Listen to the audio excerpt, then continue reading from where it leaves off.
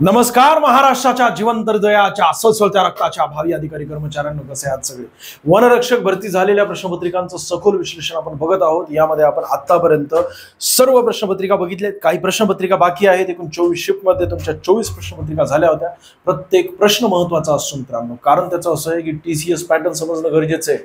आगामी सर्व परीक्षा टीसीएस किंवा आयबीपीएस घेणार आहे आणि त्यासाठी आपल्याला त्यांचं पॅटर्न समजणं फार गरजेचं असतं आणि हा पॅटर्न आपल्याला मार्गदर्शन करत असतो की नेमके कशा प्रकारे पुढच्या प्रश्नपत्रिकांमध्ये प्रश्न येतील।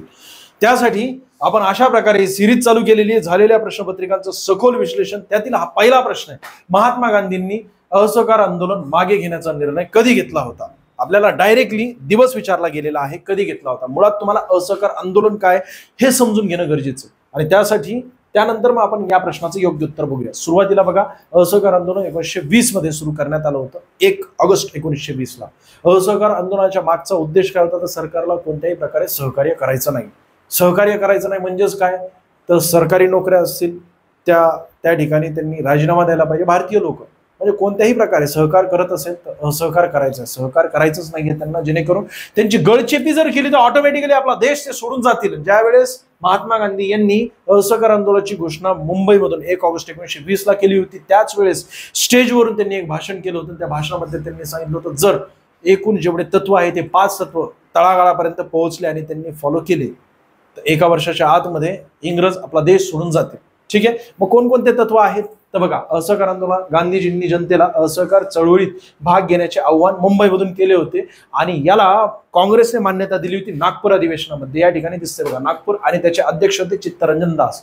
नागपूर अधिवेशनाचे अध्यक्ष आपल्याला विचारले जात असतात, ज्यामध्ये असहकार आंदोलनाला मान्यता देण्यात आली होती काँग्रेसद्वारे। ठीक आहे, पुढे जाऊया। पुढचा मुद्दा तो म्हणजे बघा, असहकार आंदोलनाचं पहिलं तत्व, हिंदी लोकांनी पदव्यांचा व स्थानिक स्वराज्य संस्थांतील जागांचा त्याग करून टाकावा। म्हणजे आपण जर सरकारमध्ये सामील झालेलो आहोत, भले ते राज्यकर्ते म्हणून का असाना, बरोबर आहे, स्थानिक स्वराज्य संस्था इथे जरी ते निवडून गेले राज्यकर्ते म्हणून, त्या ठिकाणी नेते म्हणून तिथे सरकारकडून लोकांचा विकास करत असतील तरी सुद्धा तिथून त्यांनी राजीनामा द्यावा आणि तळागाळाचा विकास कशा प्रकारे करता येईल तर स्थानिक लोकांचं स्वतःहून मदत त्या ठिकाणी करावी। या उद्देशाने हिंदी लोकांनी पदव्यांचा व स्थानिक स्वराज्य संस्थांतील जागांचा त्याग करावा। दुसरा मुद्दा तो म्हणजे सरकारी समारंभांवर बहिष्कार टाकावा। हा फार महत्वाचा मुद्दा आहे। मोठ्या प्रमाणात खर्च केला जायचा, मोठ्या प्रमाणात या ठिकाणी सरकारी समारंभ आयोजित केले जायचे, त्या ठिकाणी उगाच खर्च केला जायचा, बरोबर आहे ना। पुढे जाऊया। पुढचा मुद्दा तो म्हणजे सरकारी शाळांवर बहिष्कार टाकून राष्ट्रीय शाळा व महाविद्यालय स्थापन करावी व मुलांना तिथे शिक्षण द्यावे। याचा अर्थ काय की सरकारी शाळा ज्या आहेत त्यामध्ये सोन्या आपल्या देशातील इतिहास आपल्याला समजून सांगितला जाणार नाही, आपल्याला आपल्या देशाचा नाही तर त्यांच्या देशाचा इतिहास, बरोबर आहे। ब्रिटिश लोक कसे हे होते, महान होते, हे आपल्याला पटवून देण्याचं किंवा हे आपल्याला बिंबवण्याचा ते प्रयत्न करतील आणि त्यासाठी त्यांची शाळा सोडून राष्ट्रीय शाळा स्थापित कराव्यात। म्हणजे ज्यांनी राजीनामे दिलेले आहेत, मोठमोठ्या पदावर असलेले सुशिक्षित तत्कालीन जीत, त्यांनी राजीनामा देऊन शाळा स्थापित कराव्यात, तिथे शिक्षण या विद्यार्थ्यांना द्यावे, बरोबर आहे ना। महाविद्यालय स्थापना करीत व मुलांना तिथे शिक्षण द्यावे, या उद्देशाने तिसरं हे तत्व होतं, हे फार महत्वाचं आहे। चौथं तत्व होतं सरकारी न्यायालयानं बहिष्कार टाकावा।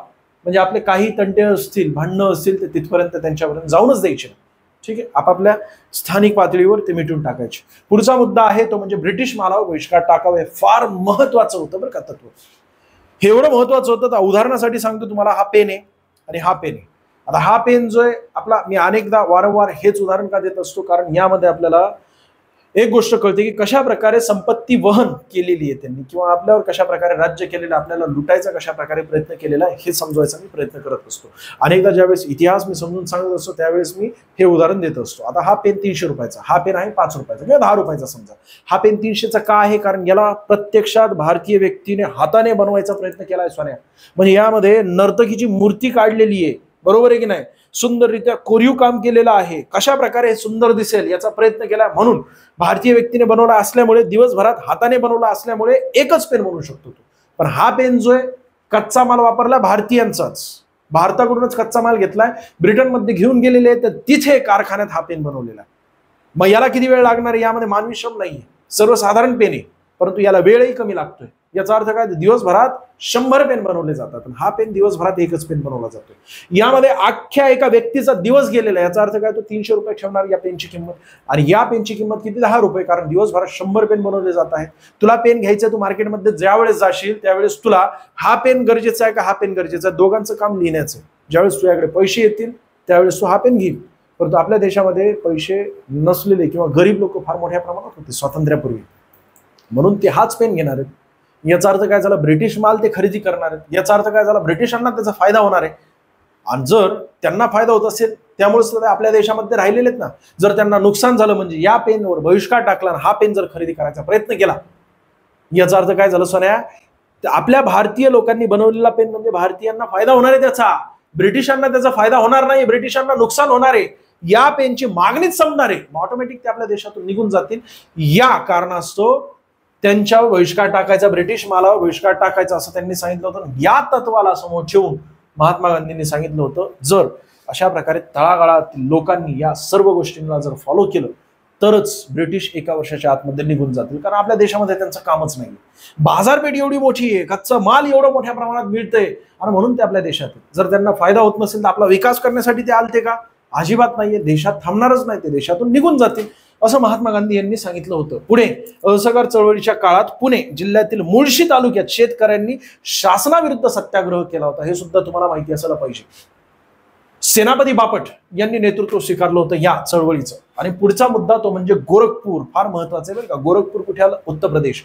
याच गोरखपूरमध्ये चौरी चौरा एक छोटंसं गाव आहे, तिथे निशस्त्र जमाव या आंदोलनाला, म्हणजे आंदोलनामध्ये निशस्त्र जमाव त्या ठिकाणी त्याचा प्रचार करत होते आंदोलनाचा, बरोबर आहे.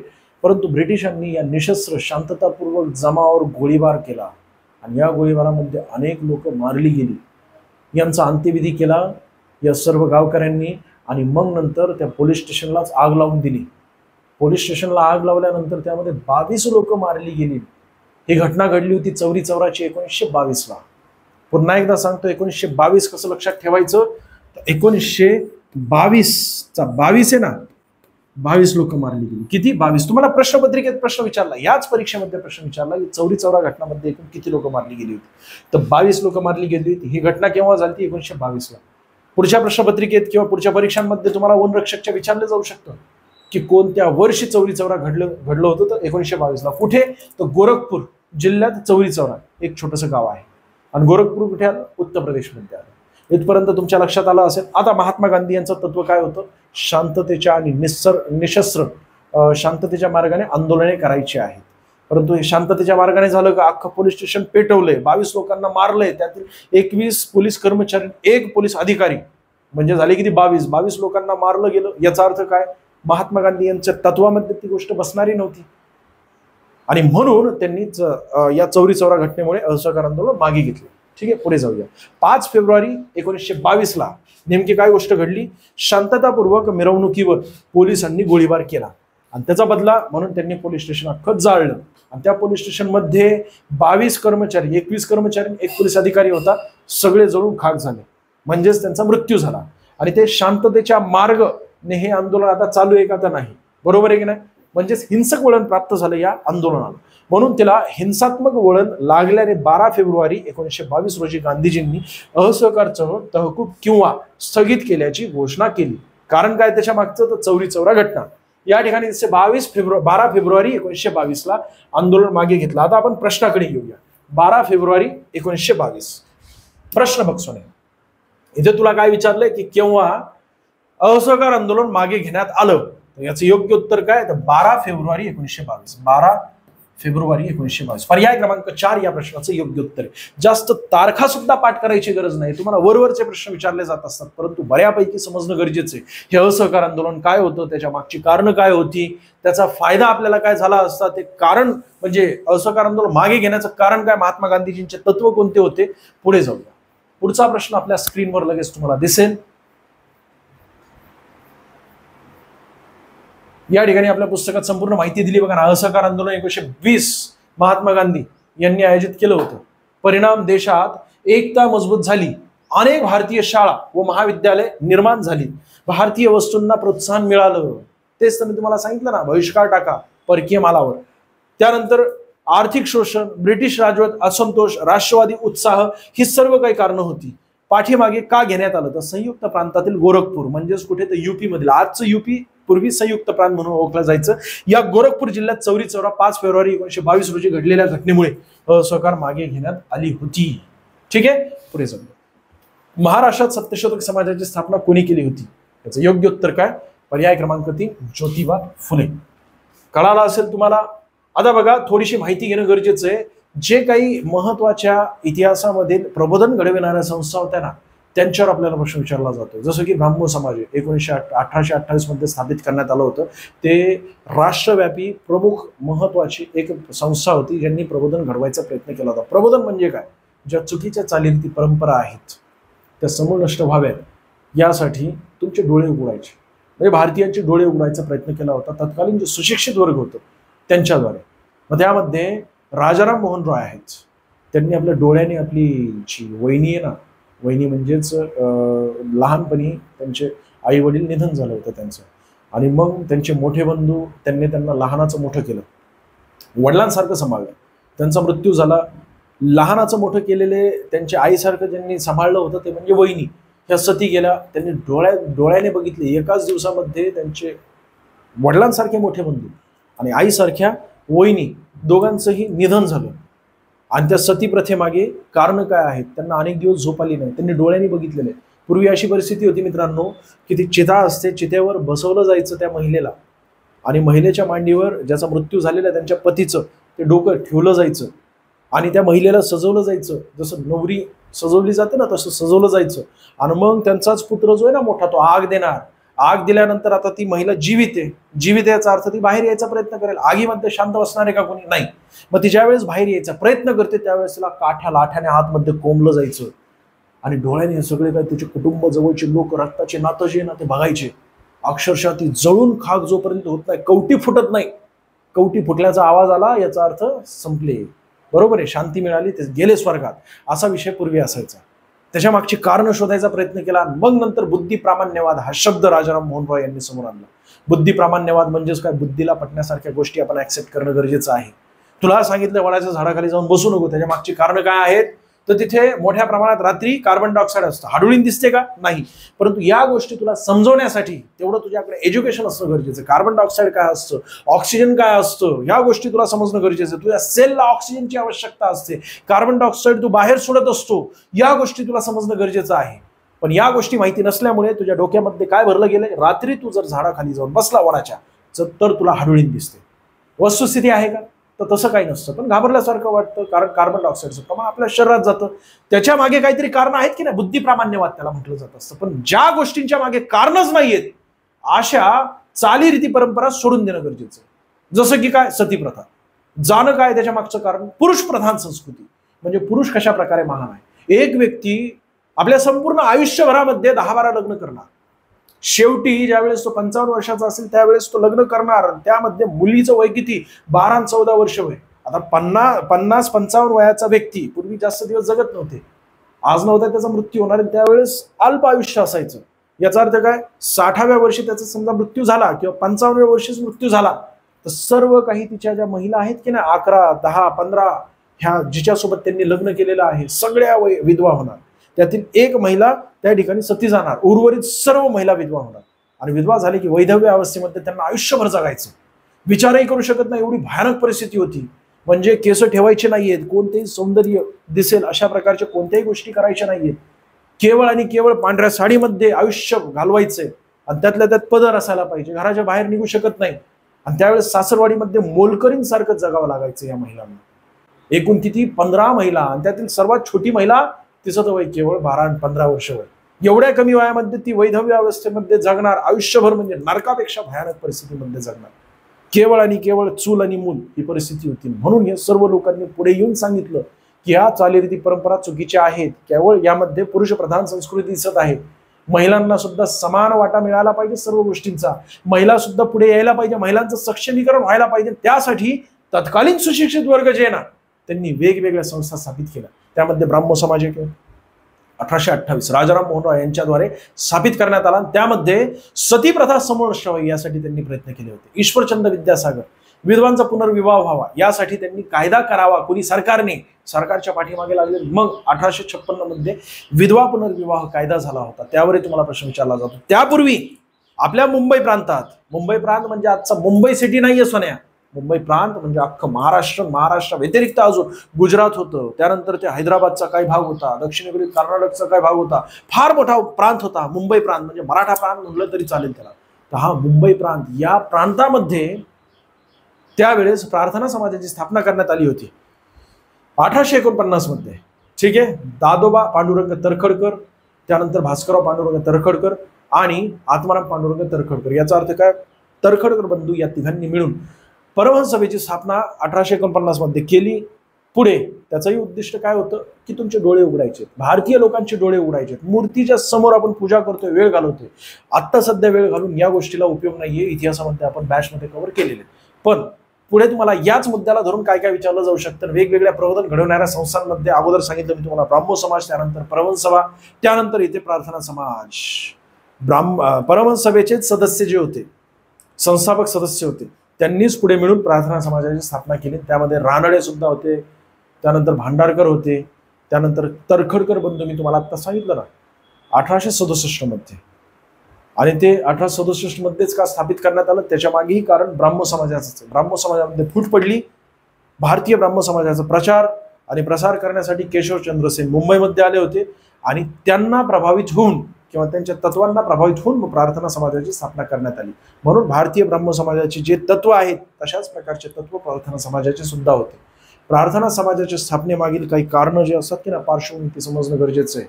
म्हणजे प्रत्येक जे काही समाज संस्था स्थापित झालेल्या आहेत, ज्याने प्रबोधन घडवलेलं आहे, ज्यांच्याबाबत इतिहास आपल्याला वारंवार विचारला जातो, त्यांच्या मागची पार्श्वभूमी समजणं गरजेचं आहे. पुढचा मुद्दा तो म्हणजे सत्यशोधक समाज, ज्यावर आपल्याला हा प्रश्न विचारला गेलेला.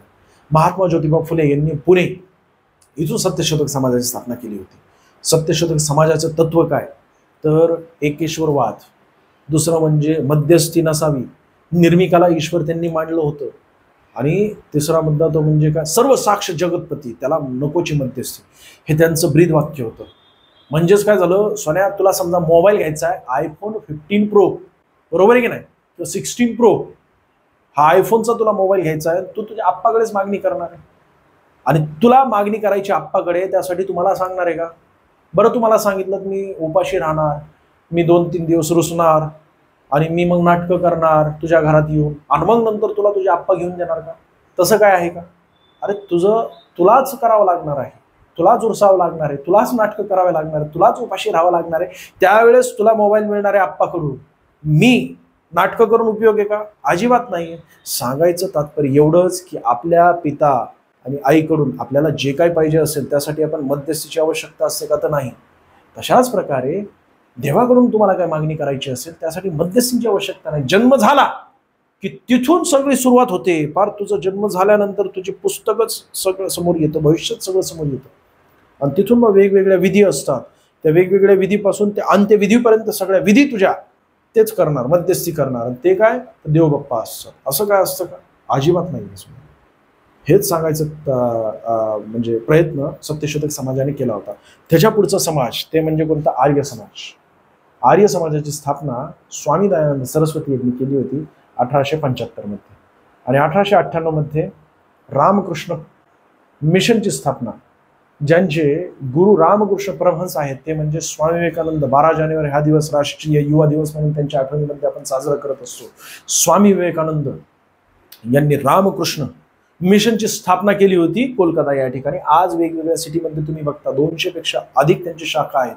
रामकृष्ण मठ आहे, ते रामकृष्ण परमहंस यांच्याच शिष्यांनी स्थापित केले, म्हणजे स्वामी विवेकानंद यांनी स्थापित केले. रामकृष्ण मिशन आहे, त्याचाच भाग आहे तो. यांनी आपल्या समाजामध्ये डोळे उघडायचे काम केले, प्रबोधन घडवायचं काम केलं. प्रबोधन म्हणजेच काय, ज्या चुकीच्या गोष्टी आहेत की नाही त्याच्याबद्दल तुला खऱ्या गोष्टी समजून सांगणे.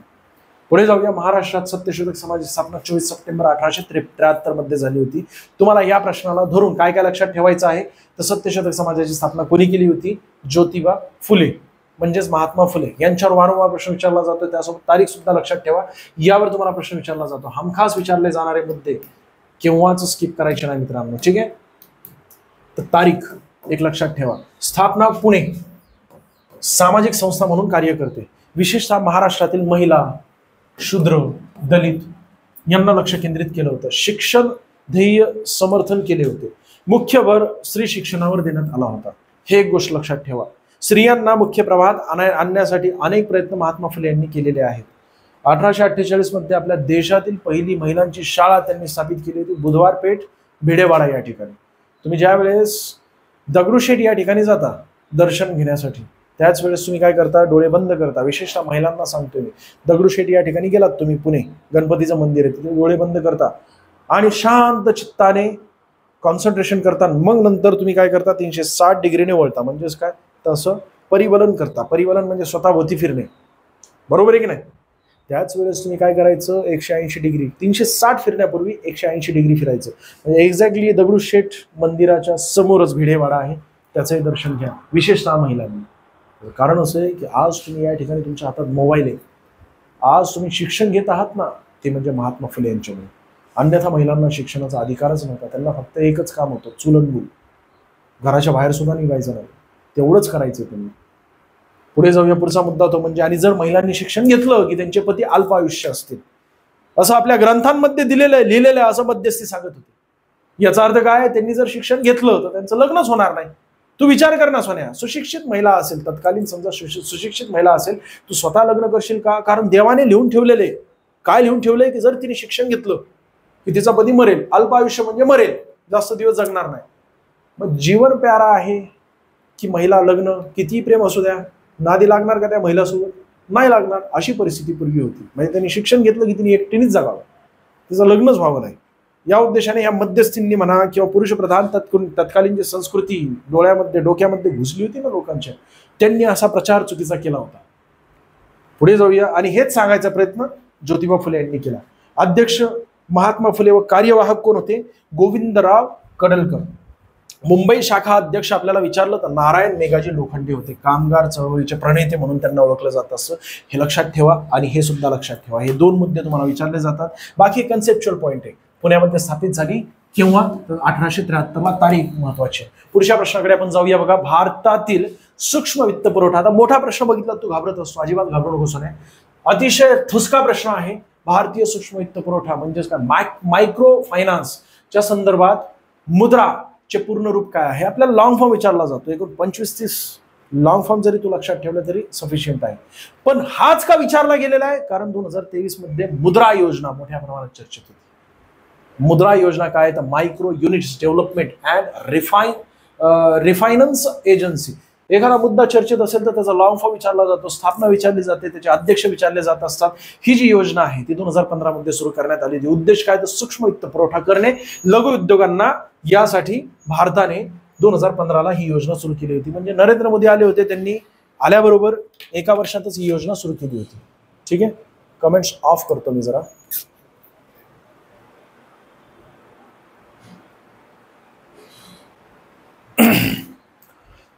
विकासचं तर काहीतरी वेगळंच चालू. विकास म्हणे भारत पाकिस्तान युद्धामुळे आपल्या भरतीवर काही परिणाम होईल का?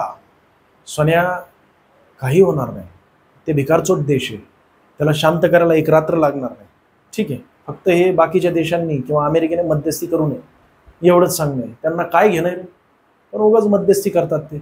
यांना शांत करायचं म्हणलं ना, यांना पूर्ण फ्रीडम दिलं ना आपल्या संपूर्ण फोर्सला, एका रात्रीत सगळं काय उद्ध्वस्त करून टाकतील ते. जबरदस्त पॉवर आहे आपल्या 12 दलांमध्ये, सुट्टी नाहीये सोन्या.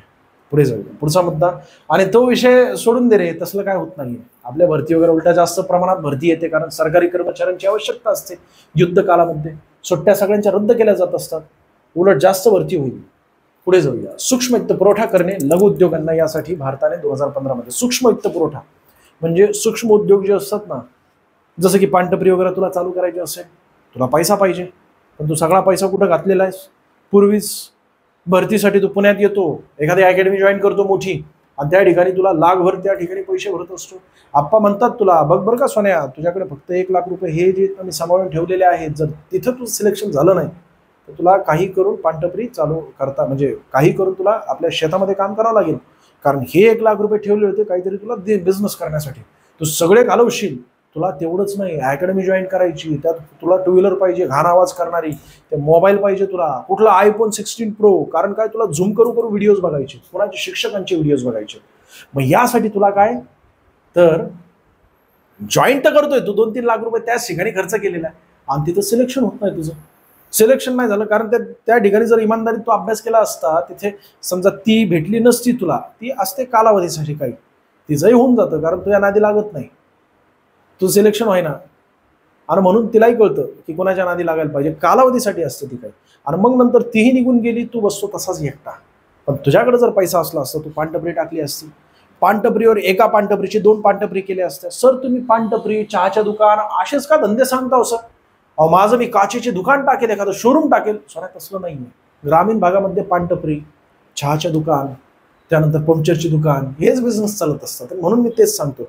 किंवा दिवाळी आली की फटाक्याचे स्टॉल, हेच चालत असतं सोन्या. आणि त्यासाठी मी तेच बिझनेस सांगत असतो तुला. आपल्या गावामध्ये MIDC आहे का? आपल्या गावामध्ये त्या ठिकाणी IT पार्क आहे का? नाहीये.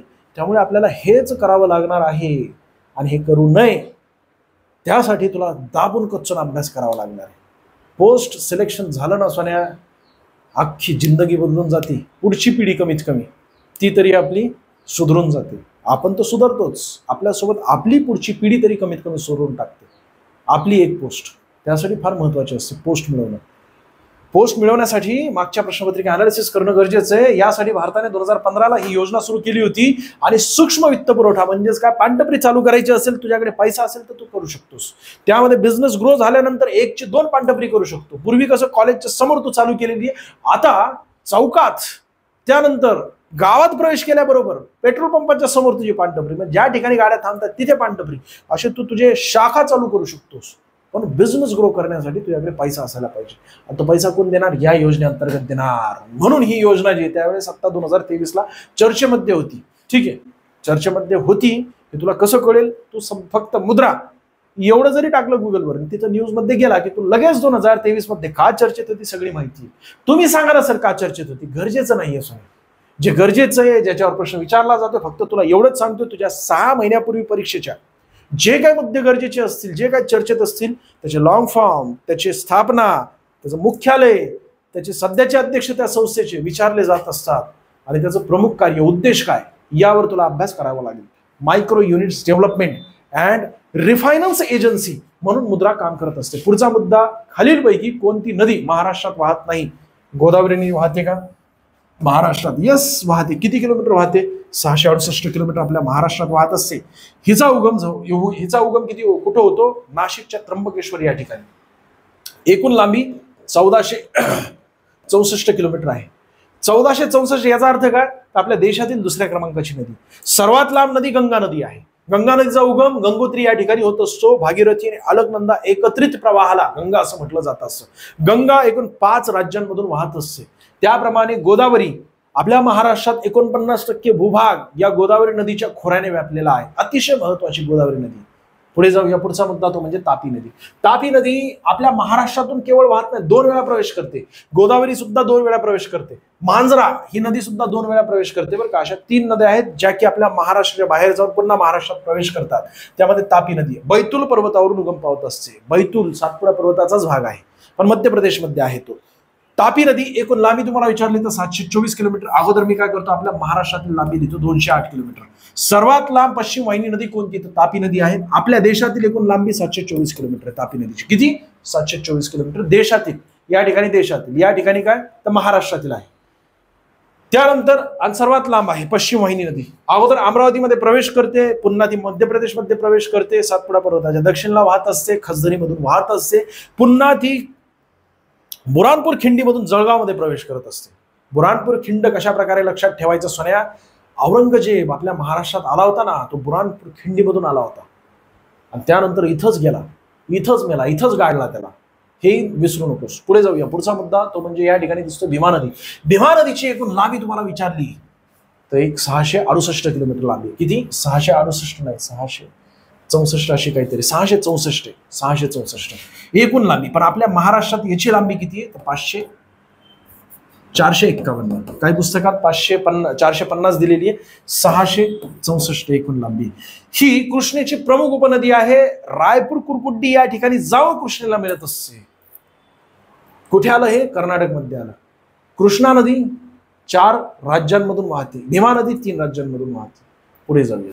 भीमा नदी भीमाशंकर या ठिकाणी तिचा उगम होतो. नर्मदा नदी अमरकंटक या ठिकाणी उगम होतो. नर्मदा नदीचाच केवळ उगम होतो का अमरकंटक मध्ये? तर नाही, शोण नदीचा सुद्धा होतो. शोण नदी अमरकंटक मध्ये उगम पावते आणि ती गंगा नदीला जाऊन मिळत असते. नर्मदा नदी ही आपल्या देशातील सर्वात लांब पश्चिम वाहिनी नदी आहे. देशातील सर्वात लांब म्हटलं तर 1312 किलोमीटर आणि आपल्या महाराष्ट्रात केवळ 54 किलोमीटर वाहत असतात. याचा अर्थ सर आपल्या महाराष्ट्रात सगळ्याच नद्या वाहत असतात. येस, हा प्रश्न रद्द झालेला आहे, पण तरी सुद्धा तुला संपूर्ण एक्सप्लेनेशन देणं गरजेचं होतं म्हणून दिलं. हा प्रश्न रद्द झालाय, पण तरी सुद्धा आपल्या पुस्तकात आपण संपूर्ण माहिती दिलेली. त्याचं कारणच हे की प्रश्न जरी रद्द झाला असेल तरी सुद्धा आपण उत्तरापर्यंत पोहोचणं गरजेचं आहे. जर तुला उत्तर द्यायचंच असेल सर्वात कमी लांबी नर्मदा नदी, पर्याय क्रमांक 4. मध्य प्रदेश अमरकंटक टेकडीच्या शिखरावर उगम पावत असते. नर्मदा नदी पश्चिम वाहिनी आहे, सर्वात लांब नदी येते. नर्मदा ही भारतातील नदी आहे. अगदी थोडे क्षेत्र महाराष्ट्रात आहे. मध्य प्रदेश गुजरात जास्त क्षेत्र आहे, सर्वात जास्त मध्य प्रदेशमध्ये आहे. एकूण किती? तर 68% वाहते. नर्मदा नदी गुजरात मधील भरूच येथे अरबी समुद्रात जाऊन मिळत असते. पर्याय 4 या प्रश्नाचं योग्य उत्तर आहे. पुढचा मुद्दा तो म्हणजे पश्चिम बंगालमधील आसनसोल येथील चित्तरंजन हे शहर कोणत्या उद्योगासाठी प्रसिद्ध आहे? तर रेल्वे इंजिनसाठी. पर्याय क्रमांक 3 या प्रश्नाचं योग्य उत्तर आहे. पहिल्या पंचवार्षिक योजनेमध्ये असे अनेक दुसऱ्या पंचवार्षिक योजनेमध्ये असे अनेक उद्योग स्थापित करण्यात आले होते. पहिली पंचवार्षिक योजना तर शेतीप्रधान पंचवार्षिक योजना होती. सर पंचवार्षिक योजना काय असतात? 5 वर्षांचा प्लॅन असतो, सरकार करत असतं आणि तो प्लॅन टार्गेट अचीव करण्यासाठी त्याच्या मागे पळत असतं सरकार. बरोबर आहे ना? एवढा खर्च आपल्याला या क्षेत्रामध्ये करावा लागेल आणि त्यालाच फॉलो करत असतं आपला अर्थसंकल्प. इकॉनॉमिक्स यामध्ये आपण पंचवार्षिक योजना घेतलेल्या आहेत. जर तुम्ही व्हिडिओज बघितले नसतील तर मी स्वतः इकॉनॉमिक्स कंप्लीट केलेले, आपल्या बॅचमध्ये बघून घ्या. सुंदर सगळं काही कंप्लीट केलेलं आहे. इकॉनॉमिक्समध्ये कशाही प्रकारे आडवा उभा अरे कितीही डीपमध्ये प्रश्न विचारते तिथं कव्हर होतो. मला माहिती आहे ना तुला ग्रुप डी ग्रुप सी साठी काय प्रश्न विचारणार आहे आणि मुळात त्याच्या प्रश्नपत्रिका काढणारे जे आहेत ना त्यांचा अभ्यास असा असायला पाहिजे. तुम्हाला हार्ड लेवलचे प्रश्न काढायला त्यांना काढताही येत नाही. कारण काय त्याचं की तुम्हाला त्यांना माहिती की तुमचे 10वी किंवा 12वीच्या बेसवरच्या परीक्षा असतात तर त्यांच्यासाठी एवढं डीपमध्ये चालत नाही. त्यांना शिकलेलंच नाहीये, ते अभ्यासच झालेला नाही त्यांचा. त्यामुळे पुढे जाऊया स्पष्टीकरण. रेल्वे इंजिनचा चित्तरंजन पश्चिम बंगाल या ठिकाणी रेल्वे इंजिनचा कारखाना. दुसऱ्या पंचवार्षिक योजनेमध्ये उद्योग क्षेत्राला जास्तीत जास्त आपण भार दिला होता. दुसऱ्या पंचवार्षिक योजनेमध्ये इंडस्ट्रियलायझेशन जास्तीत जास्त करायचं होतं. त्या काळात अनेक उद्योग स्थापित करण्यात आले, त्यातील हा एक उद्योग आहे. रेल्वे इंजिनचा कारखाना सरकारद्वारे स्थापित करण्यात आला होता. कुठे? तर चित्तरंजन पश्चिम बंगाल या ठिकाणी. पुढचा प्रश्न. सरकारचे प्रमुख आणि त्यांचे मंत्री हे सरकारी धोरणांच्या संपूर्ण जबाबदारीने भारलेले असतात. एकत्रितपणे राजकीय अधिकारी हे फार महत्वाचा आहे ना शब्द. राजकीय अधिकारी म्हणून ओळखले जातात. दैनंदिन प्रशासनासाठी जबाबदार असलेल्यांना टिंबटिंब अधिकारी म्हणतात. नियमित, कायम, तात्पुरते की सामान्य दैनंदिन जबाबदाऱ्या त्यांच्या हातामध्ये असतात. हे फार महत्वाचं आहे.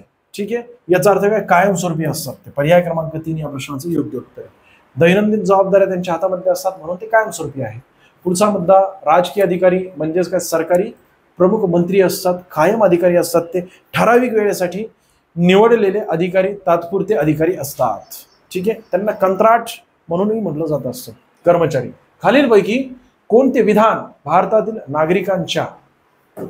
नागरिकांना उपलब्ध असलेल्या मूलभूत अधिकारांच्या संदर्भात चुकीचे आहे? सरकारकडून मूलभूत हक्कांचे उल्लंघन होणार नाही.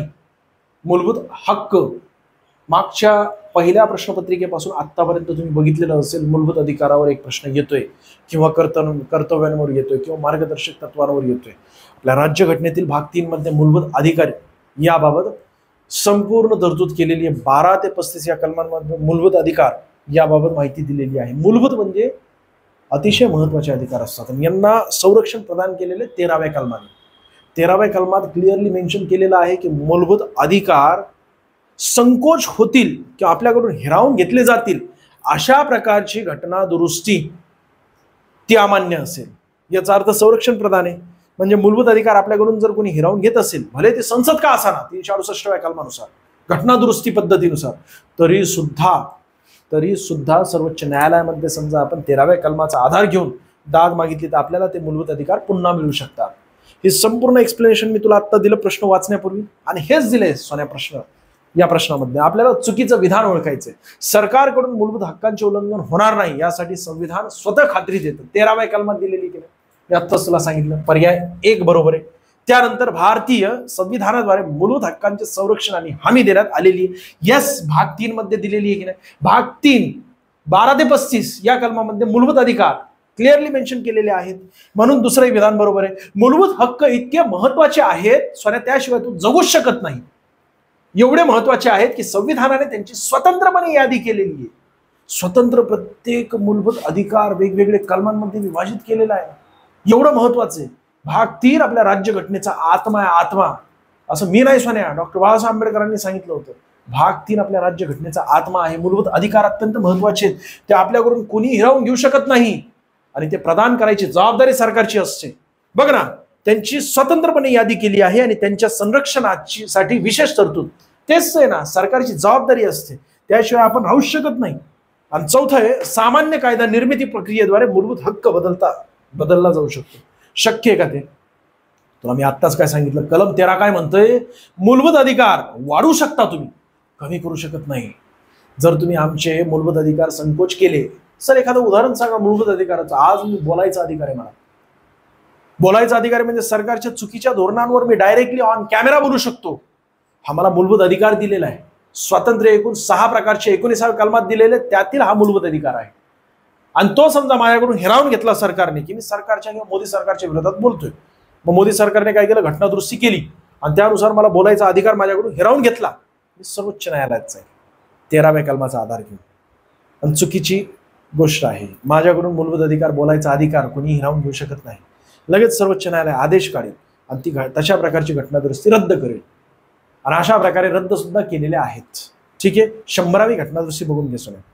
मग सर्वोच्च न्यायालयाला अधिकार असतो, कारण आपल्याकडून मूलभूत अधिकार कोणी हिरावून घेऊ शकत नाही. आपले वाढू शकतात मूलभूत अधिकार, परंतु हिरावून घेऊ शकत नाही. ते 13व्या कलमामध्ये तशा प्रकारे स्पष्ट उल्लेख केलेला आहे. काय उल्लेख केलेला आहे? तर 12 ते 35 या कलमांतील मूलभूत अधिकार संकोच करण्यासाठी कोणाकडून संकोचित करता येऊ शकत नाही. दुसरं म्हणजे घटनादुरुस्तीनुसार वाढू शकतं, कमी करू शकत नाही. पर्याय क्रमांक 4 या प्रश्नाचं योग्य उत्तर आहे.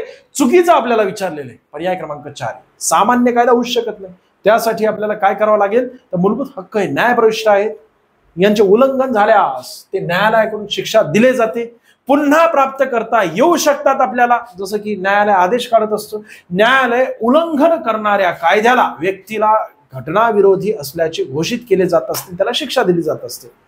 आणि दुसरं म्हणजे मूलभूत हक्क हे विशेष बहुमताने घटनात्मक पद्धतीने घटनादुरुस्ती प्रक्रियेद्वारे बदलता येतात. म्हणजे 368व्या कलमानुसार, पण संकोचित करता येणार नाही, वाढवता येऊ शकतात. ठीक आहे. केशवानंद भारती खटला 1973चा, तो महत्वाचा आहे. खालीलपैकी कोणत्या महिन्यात महाराष्ट्रात पाऊस सुरू होतो? पाऊस केव्हा सुरू होतो सोन्या? बघ, तुझ्या आयुष्यातही पाऊस पडेल, घाबरू नकोस, सिरियसली अभ्यास कर. नैऋत्य मोसमी वारे, त्यासाठी मी पृथ्वी समजून सांगतो. पृथ्वीला या ठिकाणी विषुवृत्त आहे. सर पृथ्वी नाही तर अंडा आहे, नीट बघ सोन्या. पृथ्वी येते विषुवृत्त आहे. विषुवृत्ताच्या उत्तरेला उत्तर गोलार्ध, दक्षिणेला दक्षिण गोलार्ध. पृथ्वी स्वतः भोवती फिरत असते पश्चिमेकडून पूर्वेकडे. याचा अर्थ वारे कुठून येणार आहेत? पूर्वेकडून पश्चिमेकडे येणार आहेत.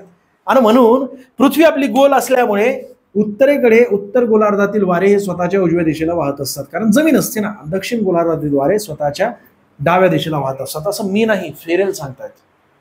फेरेल यांचा नियम आहे हा वाऱ्याचा. आणि तुला विचारला जात असतो, कसाही प्रश्न विचारला जाऊ शकतो. हा मुद्दा लिहून घे बरं का, की उत्तर गोलार्धात वारे स्वतःच्या कोणत्या दिशेला वाहत असतात फेरेलच्या नियमानुसार. मग नैऋत्य दिशेला वाहत असतात, की अजून ईशान्य दिशेला वाहत असतात, की अजून उजव्या दिशेला वाहत असतात, की डाव्या दिशेला वाहत असतात. कारण नैऋत्य ईशान्य तू वारंवार ऐकलं गेलेले, म्हणून तू त्या ठिकाणी काय विचार करतो की आपल्या देशात तर नैऋत्य मोसमी वारे येतात, याचा अर्थ नैऋत्य क्लिक करतो. तसलं नाही येते. उजव्या दिशेला वाहत असतात म्हणून आपल्या देशामध्ये नैऋत्य मोसमी वारे येत असतात. आणि आले की या ठिकाणी येऊन धडकत असतात. पण हे केव्हा येतात? तर अंदमान निकोबार द्वीप समूहात मे महिन्याच्या शेवटच्या आठवड्यात, आणि 1 जूनला या ठिकाणी केरळमध्ये येऊन धडकत असतात. हळूहळू वर वर येत असतात हे वारे, आणि मग नंतर या ठिकाणी सिंधुदुर्गला पोहोचले. याचा अर्थ आपल्या महाराष्ट्रात पोहोचले. किती तारखेला? तर 7 ते 8 तारखेला. पण कोणत्या? तर जूनच्या. याचा अर्थ काय झाला सोन्या? पर्याय क्रमांक 4 या प्रश्नाचं योग्य उत्तर. पहिल्या आठवड्यात आपल्या महाराष्ट्रात पाऊस येऊन धडकत असतो. पुढच्या मुद्द्याकडे जाऊया. संपूर्ण माहिती आपल्या पुस्तकात दिली. महाराष्ट्रात जून महिन्यात पावसाला सुरुवात होते. राज्यात मार्च ते मे दरम्यान पाऊस येतो, परंतु तो कोणत्या प्रकारचा असतो? तर तो वळवाचा पाऊस म्हणून ओळखला जात असतो, त्यामुळे शेतकऱ्यांचं नुकसान होत असतं. कोल्हापूर, दक्षिण महाराष्ट्र या ठिकाणी अशा प्रकारचा पाऊस पडत असतो, कारण हवेचा दाब कमी झालेला असतो, हवा वर गेलेली असते, कारण जमीन तेवढी तापलेली असते. फार डीप मध्ये समजून सांगावं लागेल. महाराष्ट्रात जून ते सप्टेंबर महिन्यात नैऋत्य मोसमी वारे येत असतात आणि या वाऱ्यांमुळे सुमारे 85% पाऊस पडतो. सुमारे 85% पाऊस, मी तर काय म्हणतो 87% पाऊस हे आर्थिक पाणी अहवालामध्ये दिलेलं आहे.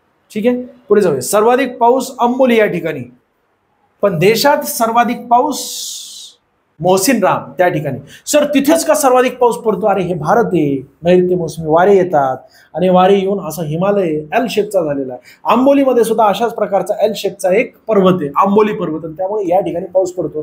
तशाच प्रकारचा हिमालय एल शेपचा झालेला आहे. त्यासोबतच गारो, खासी आणि जैंतिया ह्या 3 टेकड्या मेघालयमध्ये असल्यामुळे एल शेपचा, आपल्या देशात तर कसा येतो नैऋत्य मोसमी वारे, आणि सगळे या ठिकाणी अडवले जातात. इथे मोहसिन राम आहे. कुठे? तर या ठिकाणी मोहसिन राम आहे. इथे मोहसिन राम असल्यामुळे इथे सर्वात जास्त पाऊस पडतो. जगातील सर्वात जास्त पाऊस मोहसिन राम या ठिकाणी, केवळ आपल्या भारतातच नाही. आणि तसं आंबोलीमध्ये आपल्या महाराष्ट्रात सर्वात जास्त पाऊस पडत असतो. पुढचा मुद्दा, इसवी सन पूर्व 2ऱ्या शतकापासून ते इसवी सन सुमारे 10व्या शतकापर्यंतच्या 2रं ते 10वं शतक बरं का, म्हणजे येशू ख्रिस्त यांचा जन्म ज्या वर्षी झाला होता तिथून 2रं शतक. सर 2रं शतक कसं, किंवा सध्या कोणतं 20वं शतक चालू असायला पाहिजे ना, कारण 2020, 2025, 2000 पासून तसं नाही येते. 21वं शतक चालू आहे. 21व्या शतकाची सुरुवात होते 2001 पासून ते 2099 पर्यंत. ठीक आहे, हे 21वं शतक आहे. मग पुढचं येतं कोणतं, किंवा 3000 पर्यंत. 3000 जरी म्हटलं तरी चालेल, 3000 पर्यंत. आणि पुढचं 2100 पर्यंत. 3000 चुकून बोललो रे मी, तेच म्हणलं एवढं वर्ष कसं काय पुढे गेलो. तशाच प्रकारे 2रं शतक म्हणजेच कोणतं, तर लक्षपूर्वक बघ सोन्या, 2रं शतक म्हणजेच काय, 101 ते 200 या काळाला 2रं शतक असं म्हटलं जात असतं. म्हणजे या काळाच्या दरम्यान एखादी घटना घडत असेल तर त्याला 2ऱ्या शतकात घडलेली घटना असं म्हटलं जात असतं. आणि त्याच नुसार इसवी सनाच्या सुमारे 10व्या शतकापर्यंत, म्हणजेच काय झालं, 901 ते 1000 इसवी सन, या ठिकाणी सुद्धा ईस, या ठिकाणी सुद्धा ईस. ईस म्हणजेच काय, येशू ख्रिस्त यांचा जन्म ज्या वर्षी झाला होता तिथून हे वर्ष गणना केली जात असते. 2025 चालू आहे, याचा अर्थ काय, येशू ख्रिस्त यांचा जन्म 2025 वर्षांपूर्वी झालेला आहे. ज्या वर्षी झाला होता त्याला 0 मांडलं, तिथून मग वर्षगणना सुरुवात झालेली. ठीक आहे, मग आपल्याला काय विचारलंय, कारले लेणी स्थापन केली. अरे काही विचारलं बघ ना, खोजा पहाड निकला चुहा. कारले भाजी लेणी कुठं असायला पाहिजे, आपल्या महाराष्ट्रातच असायला पाहिजे. याचं योग्य उत्तर काय, पर्याय क्रमांक 3. पण अख्खा प्रश्न वाचण्यामध्ये आपला वेळ गेला, तुला एक्सप्लेन करण्यामध्ये किती वेळ गेला. पर्याय क्रमांक 3 या प्रश्नाचं योग्य उत्तर आहे. मग या व्यतिरिक्त आपल्याला महाराष्ट्राच्या वेगवेगळ्या लेण्या विचारल्या जाऊ शकतात, जसं की कारले इसवी सन 200 ते 10वे शतक, पुणे लेण्या, कारले भाजे पुणे. ठीक आहे, बाकी अजिंठा, वेरूळ, घारापुरी, पांडव, पुलाव, कान्हेरी, जोगेश्वरी आणि खरोसा या सर्व लेण्या आपल्या महाराष्ट्रातील कोणकोणत्या जिल्ह्यात हे सुद्धा लक्षात ठेवा. पॉज करून टिपून घ्या. वारंवार आपल्याला याच मुद्द्यावर प्रश्न विचारला जात असतो, हे फार वारंवार विचारले गेलेले, म्हणून हे लेण्या आपण आपल्या पुस्तकात समाविष्ट केलेले आहे. महात्मा गांधींनी असहकार चळवळ अचानक मागे घेतली, या विधानांच्या संदर्भात पहिलाच प्रश्न आला होता की नाही, असहकार आंदोलन कोणत्या तारखेला मागे घेण्यात आली होती, तर 12 फेब्रुवारी 1920 ला. आता काय, सॉरी 1922 ला. आता त्यावरच एक प्रश्न आलेला आहे. याचा अर्थ काय सोन्या, असहकार आंदोलन, सविनय कायदेभंग चळवळ आणि छोडो भारत आंदोलन. आतापर्यंत आपण ही 21वी प्रश्नपत्रिका बघतो. यापूर्वी झालेल्या सर्व प्रश्नपत्रिकांमध्ये या 3 आंदोलनांवर वारंवार प्रश्न, गोलमेज परिषद वगैरे त्यावर विचारला गेलेला आहे. आता आपण येऊया बघा, असहकार आंदोलनासंबंधित आपल्याला विचारलं गेलेलं आहे. शेतकऱ्यांच्या शांततापूर्वक निदर्शनावर पोलिसांनी गोळीबार केल्याने ते संताप त्यांना, शेतकऱ्यांना झाला. पुन्हा एकदा मी समजून सांगतो, असहकार आंदोलनाचे एकूण 5 तत्व होते. 5च्या 5 आपण पहिल्या प्रश्नामध्ये अनालिसिस केलेले आहेत. या 5 तत्वांना जर तळागाळापर्यंत सर्वांनी फॉलो केलं आणि आंदोलन यशस्वी झालं तर 1 वर्षाच्या आतमध्ये ब्रिटिश लोक निघून जातील. असहकार आंदोलन ज्यावेळेस सुरुवात झाली होती त्यावेळेस ब्रिटिश लोक फार नाराज झाले. त्यांना अगोदर काय वाटलं होतं, काय नाही हे फक्त एक टाइमपास आहे. पण कालांतराने जबरदस्त तळागाळापर्यंत सगळ्यांनी त्यामध्ये सहभाग घेतला. शेतकऱ्यांनी, महिलांनी, उच्चवर्गीयांनी, कनिष्ठवर्गीयांनी, मजुरांनी, सर्वांनी त्यामध्ये सहभाग घेतल्यामुळे आपापल्या नोकऱ्या सोडल्या, सरकारला कोणत्याही प्रकारे सहकार्य करायचं नाही या उद्देशाने ही चळवळ सुरू करण्यात आली होती, तळागाळापर्यंत पोहोचली आणि यशस्वी झाली. परंतु 2 वर्षे ही चळवळ चालली होती, त्यामध्ये निशस्त्र जमाव या आंदोलनामध्ये सहभाग झाला होता. कुठे? तर गोरखपूर या ठिकाणी, चौरी चौरा या गावी आंदोलन झेंडे घेऊन आणि शांततापूर्वक त्या ठिकाणी हे करत होते, काय म्हणतात, घोषणा देत होते, निशस्त्र होते आणि यांच्या अंगावर गोळीबार करण्यात आला आणि त्यामध्ये काही लोक दगावली गेली. त्यांचा अंत्यविधी केला सर्व गावकऱ्यांनी आणि त्या सर्व चिडलेल्या गावकऱ्यांनी मग अंत्यविधी झाल्याबरोबर त्या पोलीस स्टेशनला आग लावून दिली आणि त्यामध्ये एकूण 22 कर्मचारी होते, म्हणजे 21 पोलीस कर्मचारी आणि 1 पोलीस अधिकारी, अशा प्रकारे एकूण 22 लोकांना मारण्यात आलं, जाळून त्या ठिकाणी मेले. परंतु महात्मा गांधी नाराज झाले. त्याचं कारण असं आहे की महात्मा गांधी यांचं तत्वच होतं निशस्त्र आणि शांततापूर्वक मार्गाने आंदोलन करायचं आहे. आणि हे कसं तर हिंसकवळण प्राप्त झालं होतं ना, आणि म्हणून आंदोलन त्यांच्याकडून मागे घेण्यात आलं होतं. आता पहिलं विधान बरोबर आहे. महात्मा गांधींनी फेब्रुवारी 1922 मध्ये असहकार चळवळ अचानक मागे घेतली, त्याचं कारणच ते की ती चौरी चौरा घटना, हे सुद्धा बरोबर आहे. किती तारखेला? तर 12 तारखेला, 12 फेब्रुवारी 1922ला.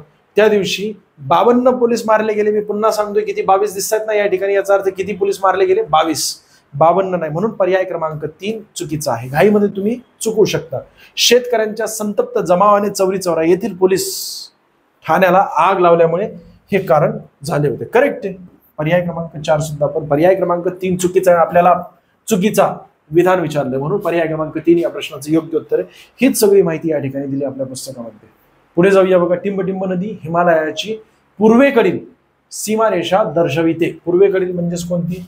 गंगा नदी दर्शवते का? तर नाही. 2 नद्यांचा एकत्रित संगम म्हणजे अलकनंदा भागीरथी, याला गंगा नदी असं म्हटलं जात असतं. 2525 किलोमीटर एकूण लांबी आहे तिची. आपल्या देशामध्ये 2046 किलोमीटर ही वाहत असते. ठीक आहे. आपल्या देशातील प्रमुख नदी आहे, 5 राज्यांमधून वाहत असते. जगातील सर्वात मोठा त्रिभुज प्रदेश हीच नदी तयार करत असते. ब्रह्मपुत्रा नदी हे या प्रश्नाचं योग्य उत्तर आहे. हिचा उगम होतो मानसरोवरावर. आपला देश आणि देशाच्या या ठिकाणी मानसरोवर आहे. मानसरोवर एक्झॅक्टली कुठे? तिबेटमध्ये. तिबेटमधून हिचा उगम होतो ग्लेशियर वितळून, म्हणजेच काय तर बर्फ वितळून हिचा उगम होत असतो ब्रह्मपुत्रा नदीचा. ही सरळ वाहते. ज्यावेळेस वाहत असते त्यावेळेस तिला सांगपो असं म्हटलं जात असतं. नामच्या बर्वा पर्वताला वळसा घालून ती अरुणाचल प्रदेशमध्ये प्रवेश करते त्यावेळेस तिला दिहांग असं म्हटलं जात असतं. ज्यावेळेस ती आसाममध्ये प्रवेश करते त्यावेळेस तिला ब्रह्मपुत्रा असं म्हटलं जात असतं. ब्रह्मपुत्रा नदी ही जगातील सर्वात मोठा नदीवरील द्वीप तयार करत असते. तिला मांजोली द्वीप असं म्हटलं जात असतं. आणि ती ज्या वेळेस बांगलादेशमध्ये प्रवेश करते त्यावेळेस तिला जमुना असं म्हटलं जात असतं. आता मी तुम्हाला सांगितलं काय तर भागीरथी आणि अलकनंदा या दोन्हींच्या एकत्रित संगमाला गंगा नदी असं म्हटलं जात असतं. मग ही गंगा नदी ज्या वेळेस बांगलादेशमध्ये प्रवेश करते त्यावेळेस तिला पद्मा म्हणतात आणि ही जमुना दोन्ही एकत्रित मिळते बांगलादेशमध्ये, मग तिला मेघना असं म्हटलं जात असतं. एवढी नावं आहेत. ब्रह्मपुत्रा नदी या प्रश्नाचं योग्य उत्तर आहे. नामच्या बर्वा पर्वताला वळसा घालत असताना ती आपल्या पूर्वेकडील सीमा निश्चित करते देशाची. बरोबर आहे. कृष्णा नदी आपल्या महाराष्ट्रातील एक प्रमुख नदीमधील एक नदी आहे. आपल्या देशातील 3ऱ्या क्रमांकाची एकूण लांबीनुसार 282 किलोमीटर आपल्या महाराष्ट्रात वाहते, परंतु देशात 1400 किलोमीटर वाहते. किती? 1400 किलोमीटर वाहत असते. एकूण 4 राज्यांमधून ही वाहत असते. दक्षिण भारतातील सर्वात महत्वाची नदी म्हटलं तरी चालेल. आणि पुढची नदी आहे महानदी. महानदी ही कर्कवृत्ताला 2 वेळा छेदते मित्रांनो. त्यासाठी आंतरराष्ट्रीय स्तरावर हिचा अभ्यास केला जात असतो. कर्कवृत्त आणि मकरवृत्त महत्वाचे, म्हणजे सूर्याच्या लंबरूप किरणांचा भासमान भ्रमण या 2 वृत्तांच्या दरम्यान होत असतो. आणि म्हणून पर्याय क्रमांक 2 या प्रश्नाचं योग्य उत्तर पूर्वेकडील सीमा निश्चित करणारी नदी कोणती? तर ब्रह्मपुत्रा नदी आहे.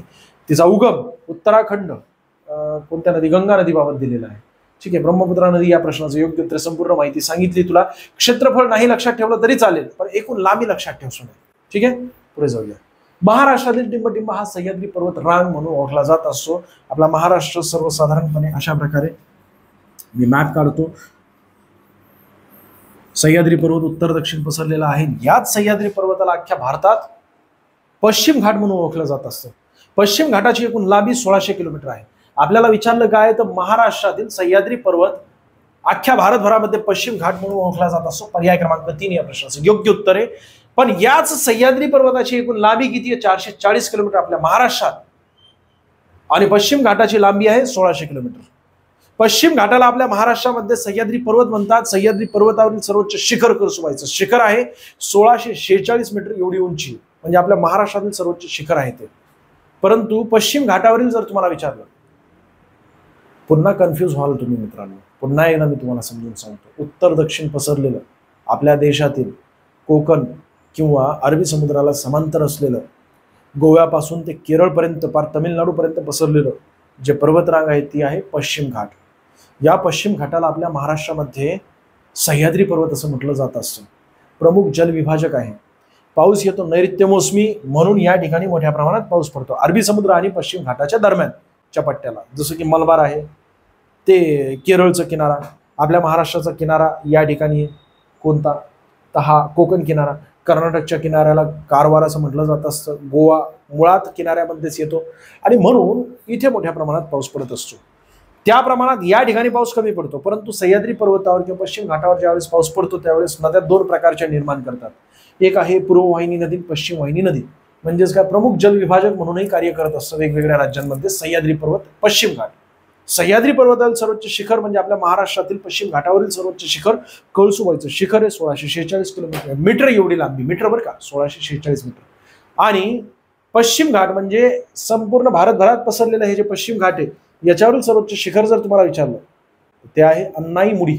अन्नाईमुडीची एकूण लांबी तुम्हाला विचारली, उंची लांबी नाही, उंची 2695 मीटर आहे.